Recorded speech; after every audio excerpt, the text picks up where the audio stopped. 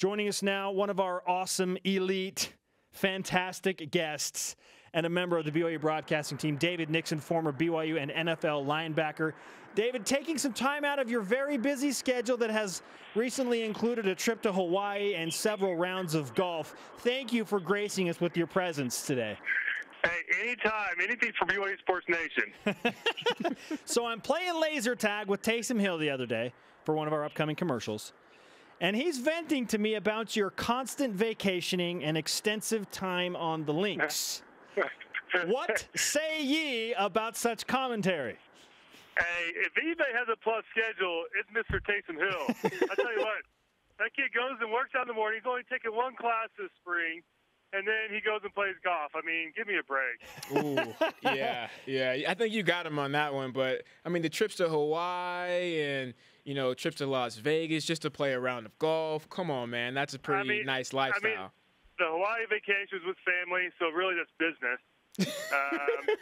You know, so in reality, it's not really your true R&R. But it was good to get away, refresh, get ready. I mean, I was getting ready for the 100 days until BYU kicks it off. Okay. And I just need to gather my thoughts, and I'm ready to go. David's got his lunch pail right now. He's putting on the hard hat for BYU Sports Nation, and we're getting down to business with a little twist on today's Twitter question. Fall camp begins, David. Which newcomer are you most excited to watch this year? Man, it's a great question, right? I think BYU, with the recruiting class they had this year, was solid. But the guy I'm looking for, I've heard great reviews so far, is actually return missionary, and that's Micah Hanneman. And, you know, BYU, he played a little bit before his mission. You know, didn't get a ton of PT, but obviously knows the defense, knows, you know, Bronco, what he's trying to achieve. But from what I've heard from players around right now, they're saying he's going to be a beast, and they're saying he's going to be one of the next best defensive players, DBs. I mean, I think he's one of those guys you can shift around from corner to safety to cat and just kind of rotate him through. But I'm pulling my finger towards Micah Hanneman, and of course he's got the breed, right? He got the family genes running through there, and I think all arrows are pointing his direction. Dave, do you think he's going to make the biggest impact as well? I know you said you're most excited to see him, but when we look at the end of the 2015 season, will we be able to say that Micah Hanneman was a true difference maker? I honestly think so. I think he will be the biggest. I mean, I'm excited to see him. Don't get me wrong, but I think he will be the biggest difference maker because typically in the defense, it all starts up front with the front seven. As we saw last year with BYU's defense, I think it really starts all with the secondary. You know, and even though BYU's front seven was trying to get to the opposing quarterbacks, those DBs were fighting on double moves and just didn't have their mechanics down. And sure enough, long bombs were going. You know, we saw Utah State, for example, just send one or two guys out on routes and max protect. Yep. And so it doesn't matter what type of rush you have or what type of front seven you have. You've got to have DBs on the back end that are playing sound defense, and that wasn't the case. And for what I hear, Hanneman's discipline. He's got the mechanics, and I think he's going to be a good addition. I mean, yeah, when you look at that, the actual rundown right now, the DBs, you're pretty confident with what you've got. I mean, you've got Michael Davis, Jordan Frater, Shelton. I mean, you've got some good guys, Kai Nakua, that are coming back. But as we know, when you're playing Missouri with Mock, when you're playing Cincinnati with Gunnar Keel, I mean, you've got to have a strong secondary. I bet you Michigan comes out throwing the rock. And especially all teams are going to try to expose the secondary after what they saw last year.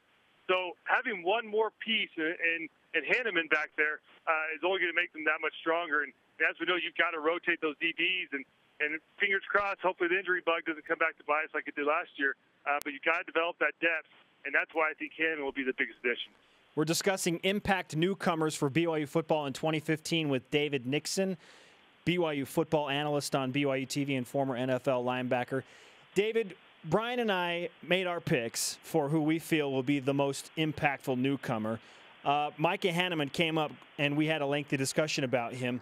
But Brian said it's going to be the safety Eric Takanaka, the transfer from Snow College. And I went kind of a little bit off the radar with BYU's punter, Johnny Linehan. And I did that because of what the BYU punter has done the last two go-arounds with an All-American in Riley Stevenson, and then Scott Arlano last year. So of those two players, Eric Takanaka or Johnny Linehan, who do you feel will be the most impactful? Yeah, I think you got to stick in the secondary. I love punters. Don't get me wrong. Actually, I don't. But I like Brian's pick. You know, Takanaka. You've got to have depth, and that's especially with things up in the air with the starting position, who's going to fit where and what pieces are going to fall into place. I think anybody at this point that can go in there and add some depth at secondary and really push guys. I mean, the great thing, and Brian can attest to this, when you get to fall camp and positions are wide open and there's a competition battle, man, it brings out the best in everybody. And I think, the more people you can bring in, and not only more people, but the talent you can bring in only continues to drive that competition and it makes guys better and it pushes guys simply. I mean, you're not resting saying, hey, I'm the starter, I'm good to go, I've been here for 3 years. A lot of these positions are up for battle, and so I think you'll see that help push those guys along. David, I want to talk to you about BYU's new age of recruiting. You had guys like Paul Lasike in the past, guys like Ziggy that have had no experience playing. Recently, you have Mo Langi, and then you have Manasi. I'm not even going to try. Tuungafasi. Okay, thank you, Spencer. Appreciate that. Give me your thoughts on that, and do you think that BYU is moving in a good direction with bringing guys that aren't experienced? It's tough. I think this will continue to play out, but obviously it worked great with Paul Lasike. I mean, he was one of our big bruiser backs that nobody could bring him down. And obviously with Ziggy, it worked out. So the track record so far has been great. I mean, the question is, can you sustain it? I like the approach. I mean, shoot, you look at Mo Langi. I mean, how could you not like that approach? The guy's a monster.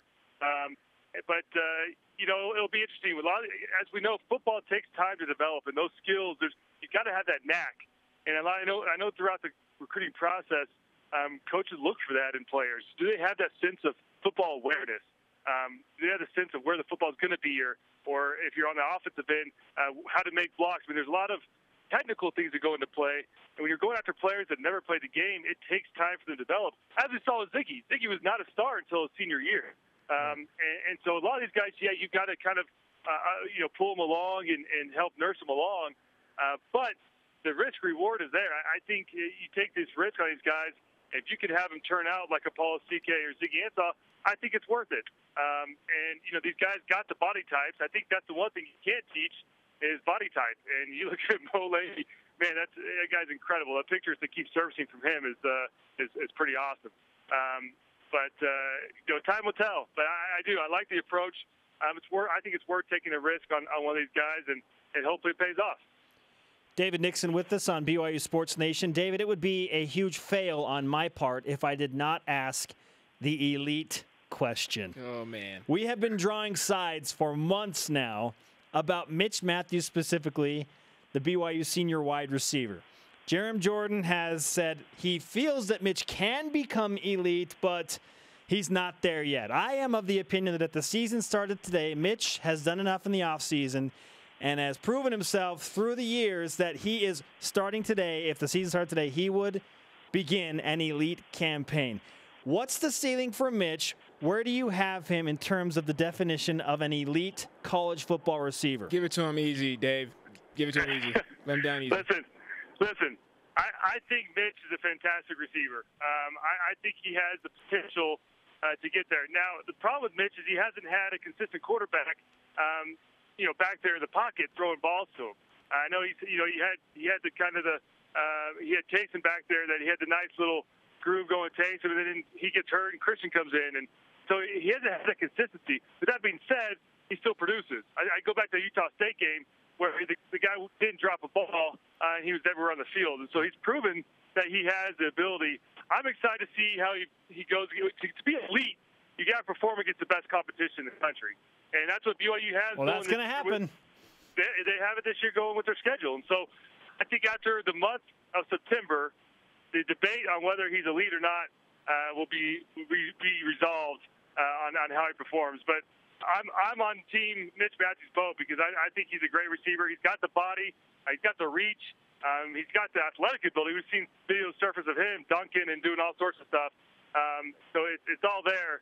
But I want to see how he does against Nebraska, UCLA, and those likes. to start saying he's truly elite. A true politician, David Nixon. Well, that's a fair answer. He just said it to you in a nice way. That's all. What do you mean He just said no in a nice way. He agreed with both of us in a way, Brian. He just said no in a nice way. Oh, my goodness. You got to listen. Hey, you gotta David, really listen. great stuff, man. Enjoy the links today. Hit them long and straight, and report back soon, won't you? Yeah, I'll hit him long straight. That's a whole different issue, but yeah, we'll do. Thanks, David. Okay.